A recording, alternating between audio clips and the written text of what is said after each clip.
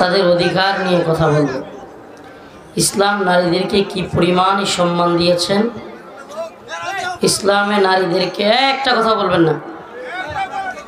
এই বাবা, আপনি তো দেখতেছেন আমারে, আপনি আর কথা বলবেন না। ইসলাম নারীকে কি পরিমাণে সম্মান দিয়েছে। আমি অসুস্থ মানুষ, আসলে আমি প্রচণ্ড অসুস্থ। আমি মাত্র গাড়ি থেকে নামার সময় প্রায় বমি আসতেছে, মাথা গড়িয়ে পড়ে যাচ্ছে। আমি একটু শুয়েছিলাম, হুজুরের আলোচনা শুনতেছিলাম। সত্যি কথা কি বলবো, মান সাব্বা নাবিয়ান ফাকতুলু, এই হাদিস এবং এই আলোকে যে হুজুর কিছু কথা বলতেছিলেন, এত ভালো লাগতেছিল। কিন্তু কথা প্রসঙ্গে নারী নেতৃত্ব নিয়ে হুজুরের দু একটা কথা, এটা কারো কারো দৃষ্টিতে মনে হতে পারে যে হুজুরের নারী নেতৃত্বের যে কথাগুলো শুনেন, ইসলামের নারীদেরকে অনেক সম্মান দিয়েছে। যেমন রাসূলুল্লাহ সাল্লাল্লাহু আলাইহি ওয়াসাল্লাম হাদিসের মধ্যে বলেছেন, আল জান্নাতু তাহতা আকদামিল উম্মাহাত, মায়ের পায়ের নিচে সন্তানের বেহেশত। জাহেলি যুগে কন্যা সন্তান হলে তাকে অপমান মনে করে, লাঞ্ছনা মনে করে জীবন্ত পুঁতে রাখা হইতো। জাহেলি যুগে জীবন্ত পুঁতে রাখা হইতো। আমরা দাহিয়াতুল কলবি ওনার ইতিহাস জানি। তো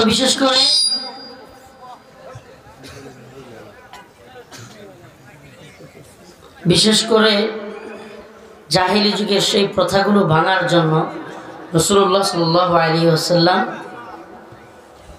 মাদের সম্মান, ইজ্জত, এগুলোর ব্যাপারে অনেক আলোচনা করেছেন, মানুষকে বুঝিয়েছেন।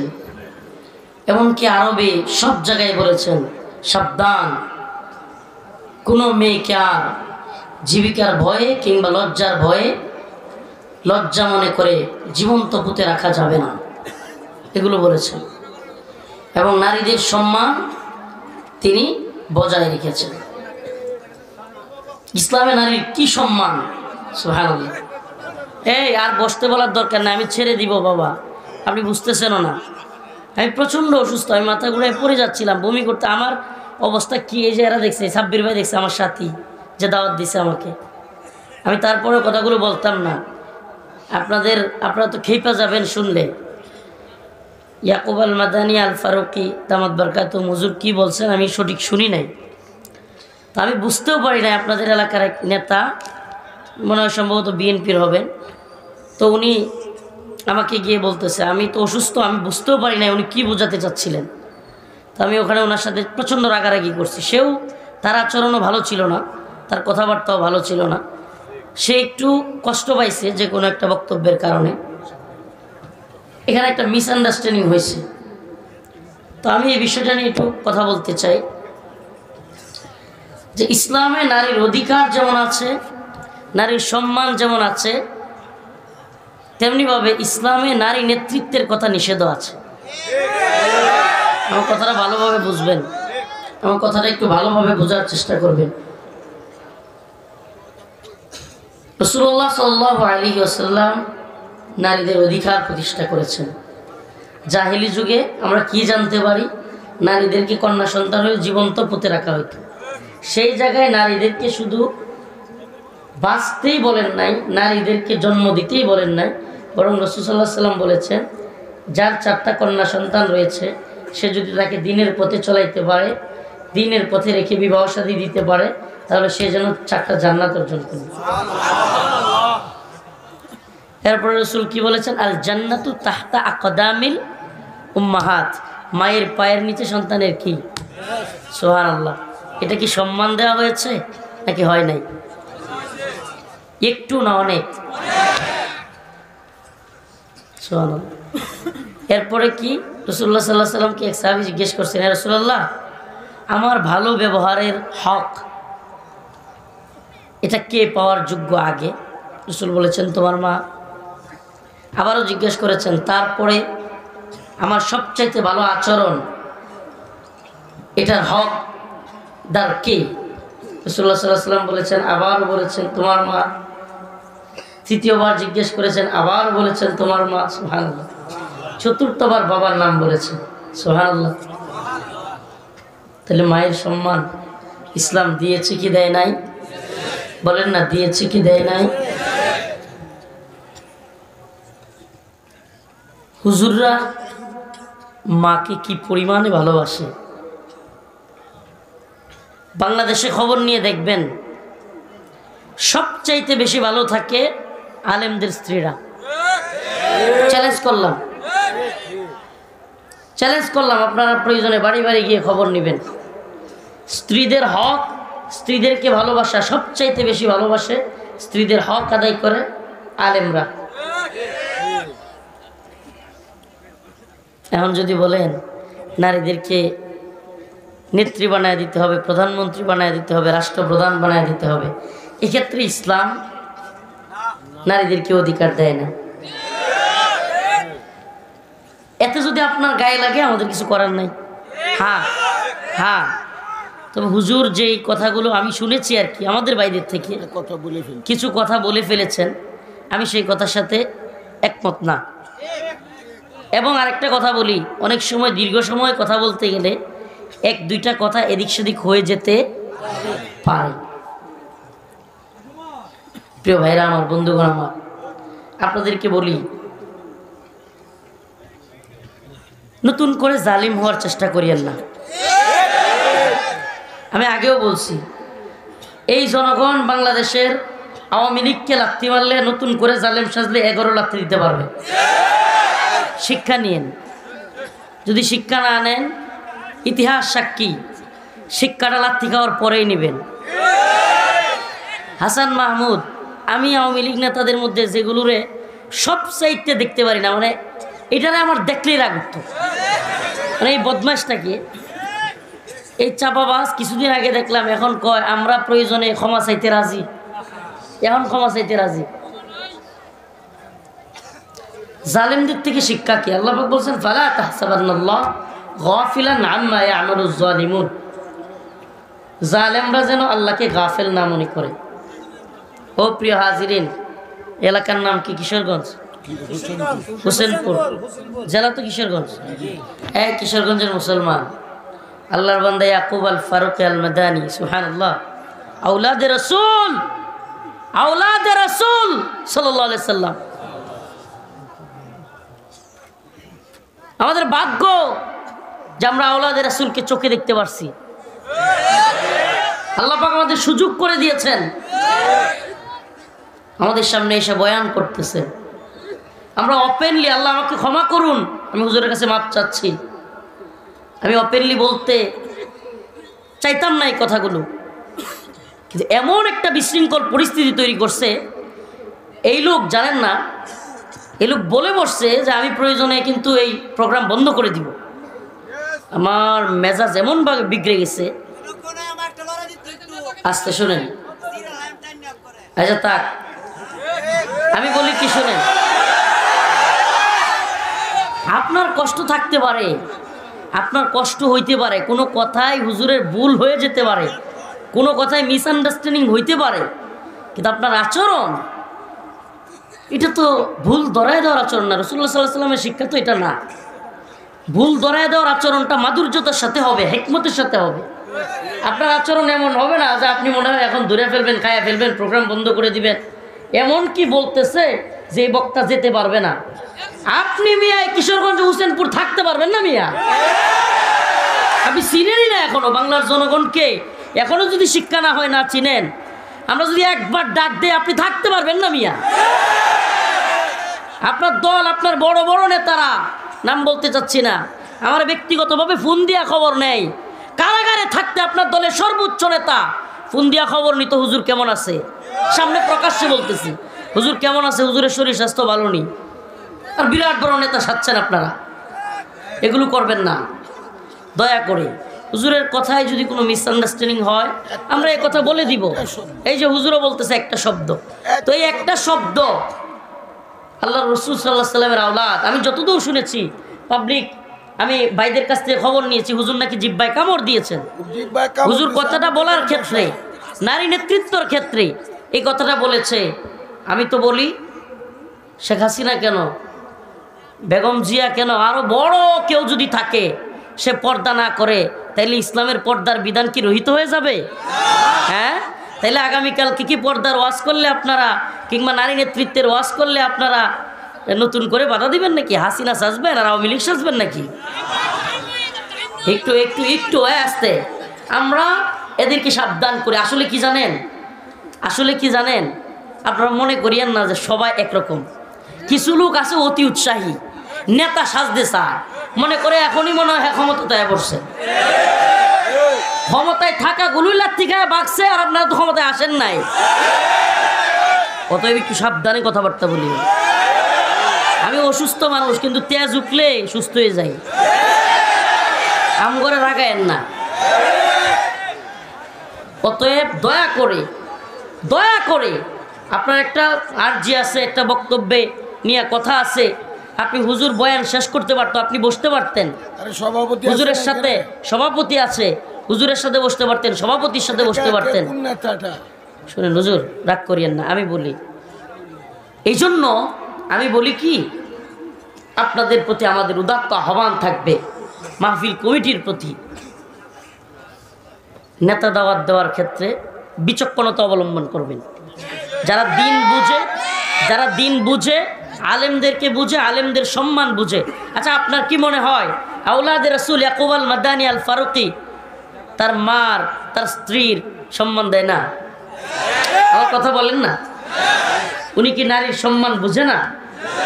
হ্যাঁ, কিন্তু উনি বলতে গিয়া বলছে, আচ্ছা বলেন তো যে ইসলামে নারীর যে অধিকার দিয়েছে, আর এই সেকুলার ধর্ম কিংবা মটারেট মার্কা এই তন্ত্রমন্ত্র যে অধিকার দিয়েছে, দুইটা কি এক? এই তন্ত্রমন্ত্র বলবে, এই সেকুলাররা বলবে ইসলামের অধিকারকে মাইনাস করে তারা বলবে নারী পুরুষ সমান অধিকার। নাউজুবিল্লাহ। এখন নারী পুরুষ সমান অধিকার, এটা কি ইসলাম মানবে?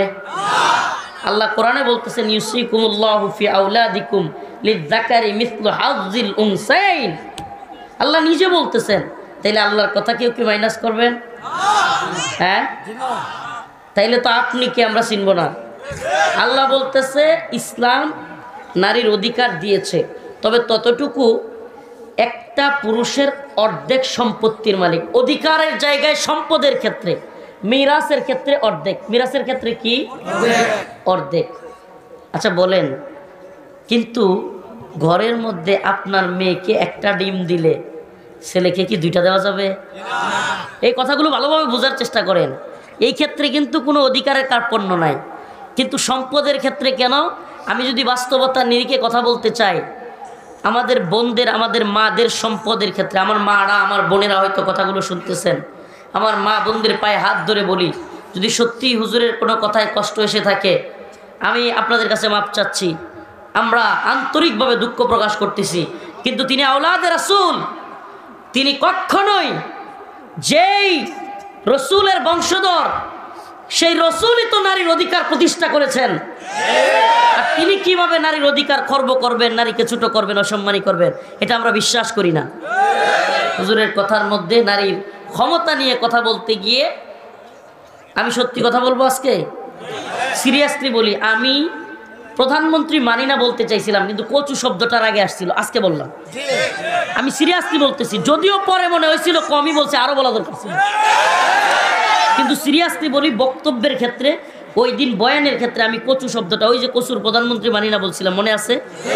আমি সিরিয়াসলি বলি, আমি কচু বলতে চাইনি, কিন্তু রাগে ক্ষোভে ওই হাসিনার কার্যকলাপ দেখে আইসা বসছে, কিন্তু আমি কচু বলতে চাইনি। এই যে বলতে চাই নাই, তবুও এসে গেছে। বয়ান করতে গেলে, দীর্ঘ সময় কথা বলতে গেলে, আপনারা মাইক দিয়ে আপনি 1.5 ঘন্টা কথা বলেন না, আপনি তো 5 মিনিট পরে কথাই খুঁজে পাবেন না। তো 1.5 ঘন্টা 2 ঘন্টা কথা বলতে গেলে কথার মাঝখানে কোনো ভুল ত্রুটি হয়ে যেতে, এটাকে বলে স্লিপ এন্ড টার্ন, যে এটা কথার একটু এদিক সেদিক হয়ে যাওয়া। এটাকে আমি আশা করি আমার মা বোনদেরকে বলবো, যারা আমার কথাগুলো তাদের কানে যাচ্ছে, ও প্রিয় মা, প্রিয় বোন, ইসলাম নারীর অধিকারে বিশ্বাসী, ইসলাম নারীর সম্মানে বিশ্বাসী। আরে যদি নারীর ক্ষমতায়ন, নারীর ভালোবাসা দেখতে চাও, রফিকুল ইসলাম মাদানির বাড়িতে গিয়ে একটু ঘুরে আসো, যাও না। আমি আমার মাকে কি পরিমাণে ভালোবাসি, মুহাব্বত করি, মাকে কি পরিমাণে সম্মান করি, আমার স্ত্রী কি পরিমাণে অধিকার পায় পুরো পৃথিবীতে। কসম আল্লাহর, আপনি আমার স্ত্রীর কাছে মহিলারা গিয়ে জিজ্ঞেস করতে পারে, পুরো পৃথিবীতে যদি প্রতিযোগিতা হয় যে বিশ্বে বর্তমান পৃথিবীতে কোন নারী সবচেয়ে সুখে আছে, আমার স্ত্রী একজন, আমার স্ত্রী একজন। কি পরিমাণে তার শান্তি, কি পরিমাণে তার টেক কেয়ার করি, এটা আমি আজকে বলতে বাধ্য হয়েছি।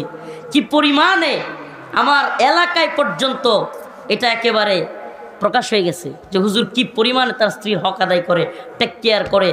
আমি এত ব্যস্ততার মধ্যেও কি পরিমাণে সময় দেওয়ার চেষ্টা করি, এটা বলতাম না এগুলো।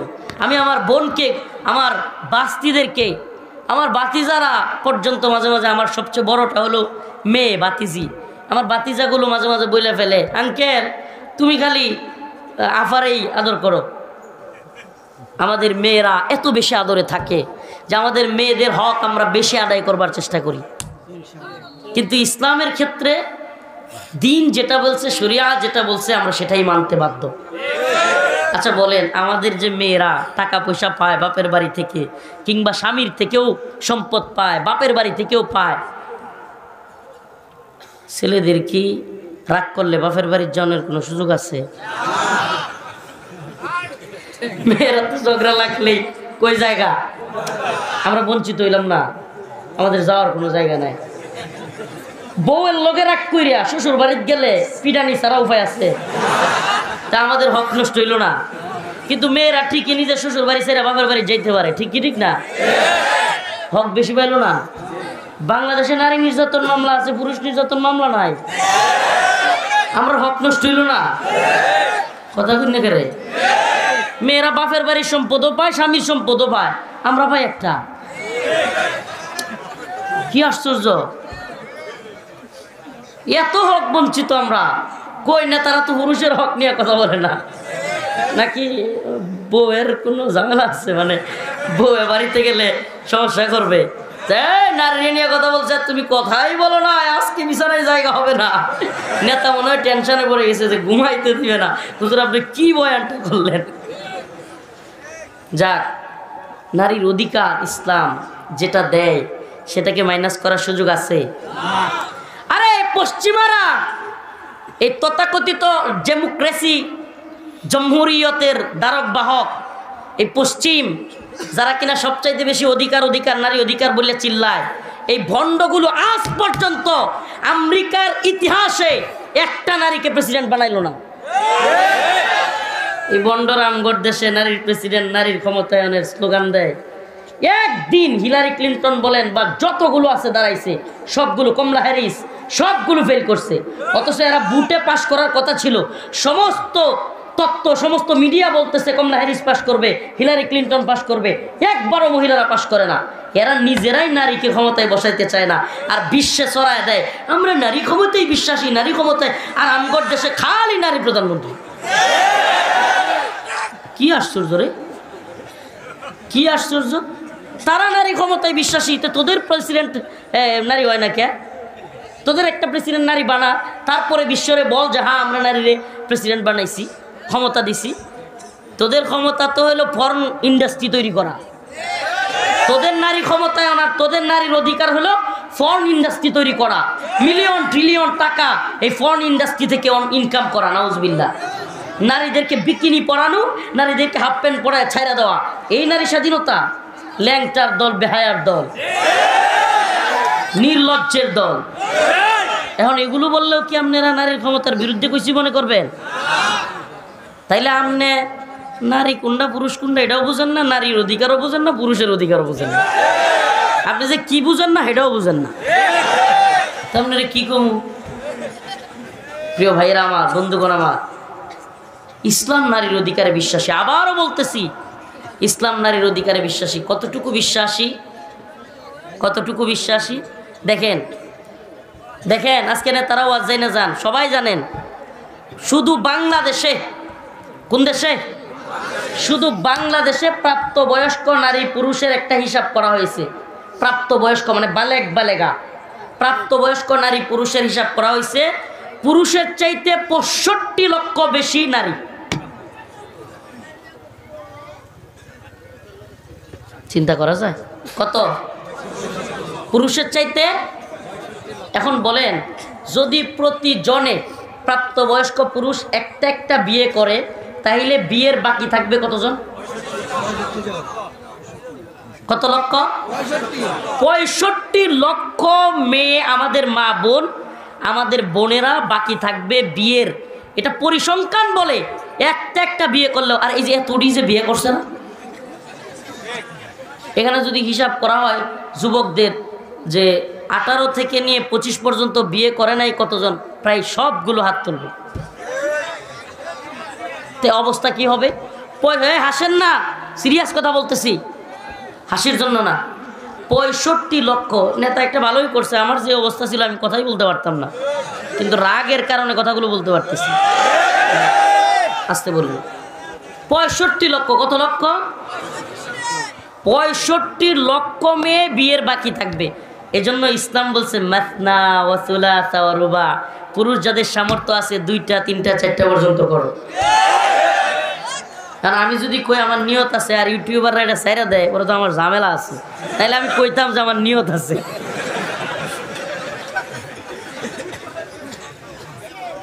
এটা কেন? আপনি কি ভাই হাসতেছেন?